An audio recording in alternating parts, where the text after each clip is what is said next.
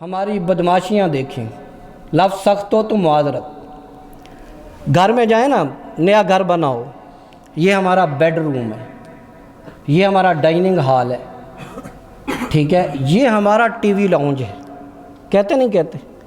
پوچھ لو تم مسلمان ہو؟ یہ میرے آپ کی سب کی بات ہو رہی ہے، میرے آپ کے سب کی بات ہو رہی ہے۔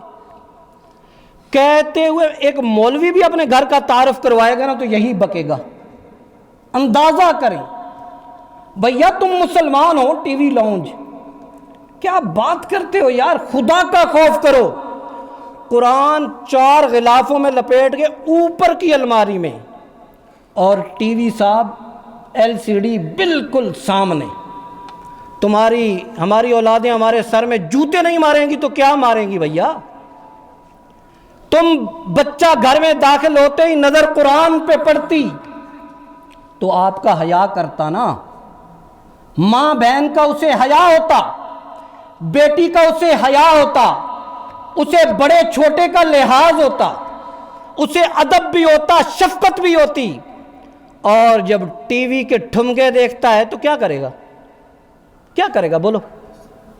کیا کرے گا؟ اب یہ جو قرآن مجید ہے، یہ الماریوں میں، آپ یہ ٹیکسلا چلے جائیں نا، سکھوں کا وہاں گردوارہ ہے، سب سے بڑا گردوارہ جو پاکستان میں ہے، تو انہوں نے اپنی گرنتھ رکھی ہوئی ہے۔ اچھا، گرنتھ انہوں نے نا ایک شیشے کے اس میں رکھی ہے، AC بھی چلایا ہوا ہے، بجلی چلی جائے تو ایک سکھ پنکھ لے کے اس کے اوپر یوں پنکھ چلاتا ہے، اسے گرنتھ کو ہوا لگتی رہے، پھر ایک ایک صفحہ اٹھاتے یوں ڈال دیتے۔ AC گرمیوں میں اور سردیوں میں ہیٹر گرنتھ پہ چل رہا ہوتا ہے۔ ہم نے کیا کیا ہوتا ہے؟ ہم نے بھی کپڑا لپیٹ کے قرآن اوپر رکھا ہوتا ہے۔ قسم اٹھانے کے لیے قرآن کام آئے گا، صلح کرنے کے لیے قرآن کام آئے گا، شادی بیاہ میں دلہن گزارنے کے لیے قرآن کام آئے گا۔ جس کے لیے اللہ نے قرآن اتارا وہ کام کرنے نہیں، ان پہ توجہ نہیں دینی، اور جن کاموں کے لیے اللہ نے قرآن بھیجا نہیں ہے وہ کام سارے کیے جاتے۔ اب سکھوں سے پوچھ لو نا کہ یار یہ تم گرنتھ والے کمرے میں AC چلا رکھا ہے، وہ کہتے ہیں یہ زندہ ہے، زندہ۔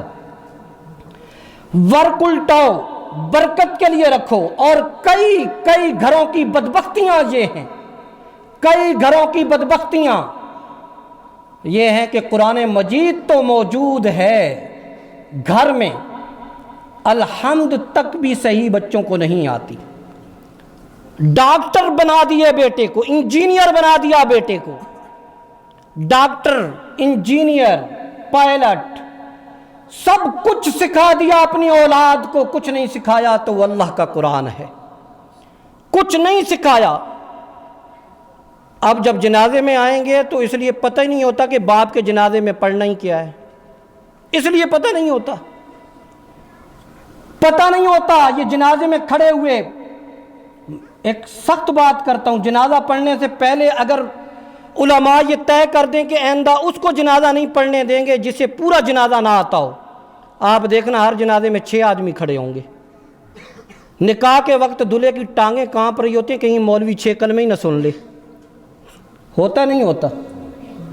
مولوی 6 کلمے نہ سن لے، 6 کا نہیں، دوسرے پہ ہی جا کے کام ختم ہو جائے گا۔ سب کچھ آتا ہے، سب کچھ، بڑی سکلز ہیں اس جوان میں، کچھ پتہ نہیں ہے تو قرآن کا پتہ نہیں ہے۔